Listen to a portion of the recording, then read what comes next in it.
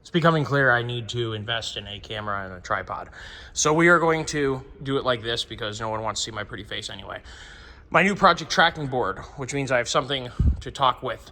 I wanted to do a really quick Windstar update. Some of you guys may have seen the rescue mission for the Windstar. That rescue mission happened to take place when I was cycling a fever and felt terrible, really bad. So it's been about 8 days since I posted that video, and I'm sorry for not posting another one since then. We've been doing some family stuff. I had to get better. So I haven't really gotten a whole lot done on things that really matter to you guys. We've been doing, some odds and ends, fixing some stuff and whatever, but nothing that's going to be particularly interesting for right now. The Windstar update is as follows. I will put in some pictures. What we did, well, first of all, we didn't have to winch it up the trailer. We drove it up on the trailer.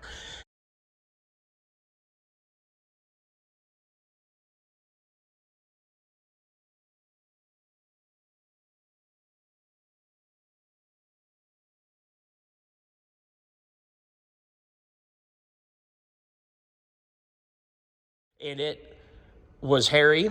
Coming off the trailer probably would have broken stuff to the point where it wouldn't have been able to be fixable. So what we decided to do was fix it or bandage it on the trailer. Now, finding a rear axle for a 2003 Ford Windstar that isn't rusted through anywhere within 500 miles is probably going to be darn near impossible. Worse off, getting the bolts out and getting the brake line off and trying to actually put the thing back together in a way that's actually going to work again, it's probably not going to happen. That car's pretty rusty. It was my mom's car. She bought it new in 2002. It's a 2003 model. It's been around. She stored it in a garage, which means that it basically got baked in a salt and humid environment, whether it was summertime or wintertime, so the car is rather rusty. It happens to have a perfect interior, like it looks like a time capsule. That's why my dad and I won't let it die, or we haven't let it die. But it is now fairly terminal. What we did do, though, is we spent, I was cycling a fever laying on the trailer welding the thing. We did patch it back together. And I'll post in some pictures. What I did was I first started by, we closed the gap up with manpower and then using a pry bar.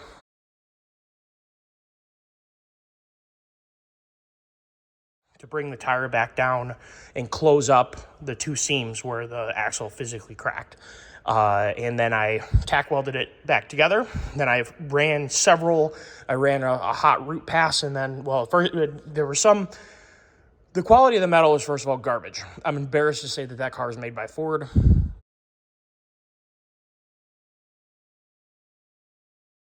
The quality of that rear axle's metal is horrible. Next problem was it is rotted, it is shot. There was a hole in it that I patched up and then put a patch over top of.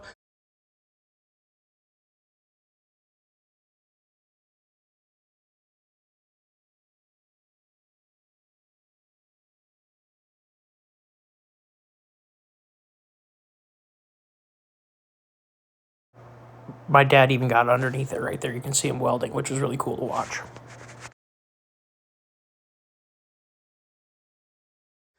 It's in rough shape. We did get it back together. We did get it as close. I closed the crack. We really thought we were going to be good to go. The end result, it was a really hard fought battle to get it to look that good and to be that strong with metal that crappy. You can see that patch that right there that Ford put on as part of the recall. The other side has the same patch, and it's not really made of great metal either. My dad's put a couple hundred miles in the car.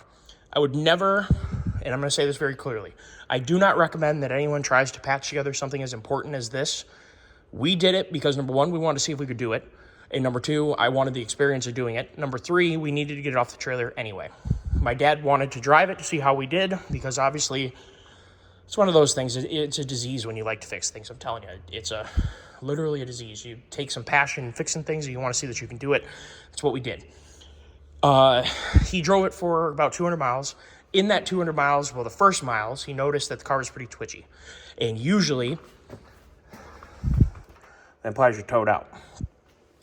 Now, when he was going over bumps, he would notice it was a little squirrely, and we were wondering, was it the rubber that maybe was in the bushings for the trailing arms that locate the axle in the car?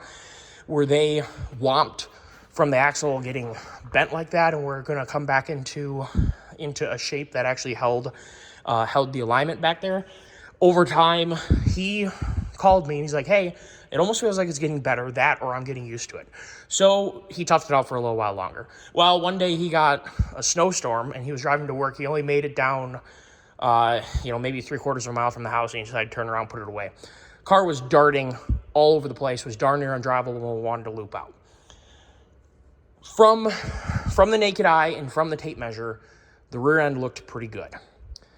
Because it's nearly impossible to see and to measure fractions of a degree.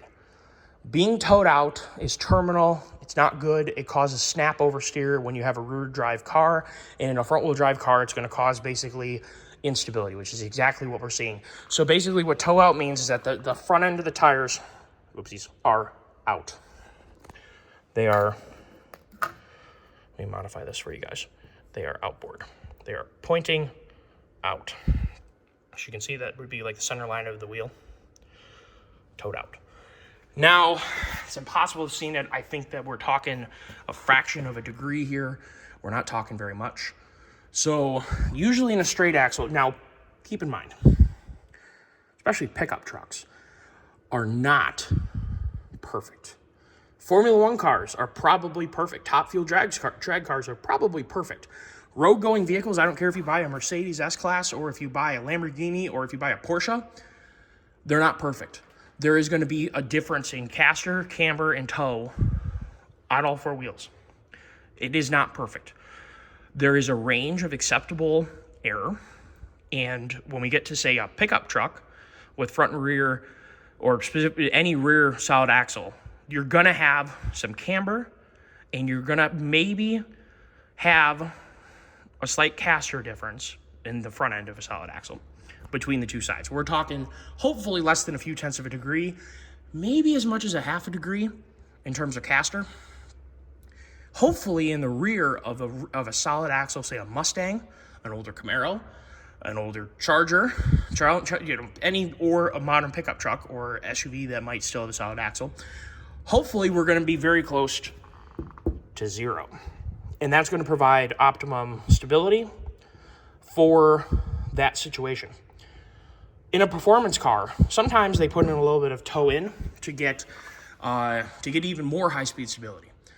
The higher speed you go towed out, the squirrelier it gets. So this is, alignment matters. Alignment really, really matters, and we're talking fractions of a degree here that matter. I think I got it pretty close, but it's not close enough. So like in a performance car, you might have caster and camber plates to adjust that on a solid rear axle like a S197 Mustang. You might have caster camber plates or a SN95 Mustang or a Camaro in a road race application. And unfortunately, you're going to have some toe probably built in to the rear axle either by accident or on purpose, or maybe you get lucky and have 0 degrees. On vehicles that have independent rear suspension, they usually have adjustable, they have knuckles on them, basically like a front suspension, and that means that they have a toe link in the rear of the car.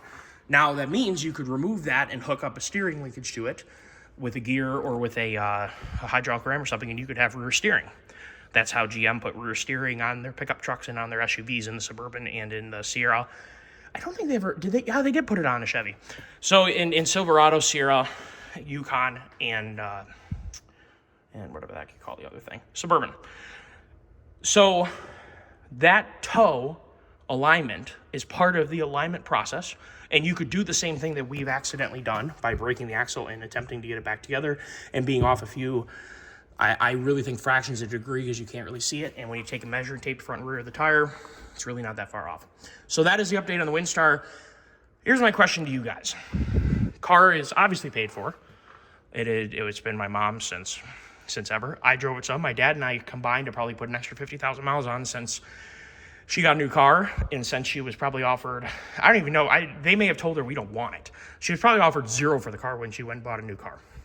So my question to you guys, what is there a project potential here? Sorry, I'm trying to put the cap on the lid here, or the lid on the cap, whatever. What if we made a 4-wheel drive, straight axle, Windstar, and maybe even made a custom frame to put it on so it wasn't crazy heavy? Would that be interesting to you guys? If anybody wants to see the Windstar turn into a beach truck, let me know, because we have a perfectly good interior, perfectly good body that has no good of a underside anymore. Let me know if you'd like to see that. So that's an update on the Windstar. Let me know if you want to see that thing 4-wheel drive. We could do that. Could put it up on a Blazer frame or something like that. K5 Blazer Bronco frame, or build our own frame. Let me know if you guys want to see that, and we'll get to another video that I'll make right now and give you guys more to watch. Take care, all.